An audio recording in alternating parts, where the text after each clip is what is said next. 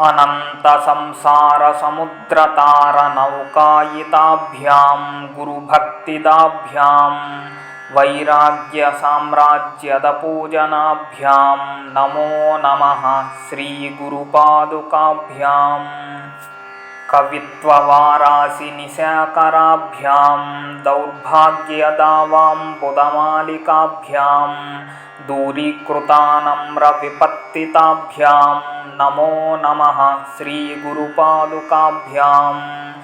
नताययो श्रीपतितां समीयुः कदाचिदप्यासु दरिद्रवर्याः मूकाश्च वाचस्पतितां हिताभ्यां नमो नमः श्रीगुरुपादुकाभ्याम्। नालीकनीकाशपदाहृताभ्यां नानाविमोहादिनिवारकाभ्यां नमज्जनाभीष्टततिप्रदाभ्यां नमो नमः श्रीगुरुपादुकाभ्याम्। नृपालिमौलिव्रजरत्नकान्ति सरिद्विराजझषकन्यकाभ्यां नृपत्वदाभ्यां नतलोकपङ्क्तेः नमो नमः श्रीगुरुपादुकाभ्याम्। पापान्धकारार्कपरम्पराभ्यां तापत्रयाहीन्द्रखगेश्वराभ्यां जाड्याभिसंशोषणवाडवाभ्यां नमो नमः श्रीगुरुपादुकाभ्याम्।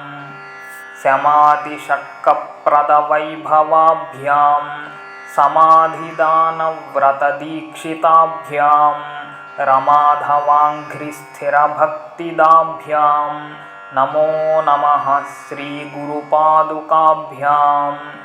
स्वाच्चापराणामखिलेष्टदाभ्यां स्वाहा सहायाक्षधुरन्धराभ्यां स्वान्ताच्छभावप्रदपूजनाभ्यां नमो नमः श्रीगुरुपादुकाभ्याम्।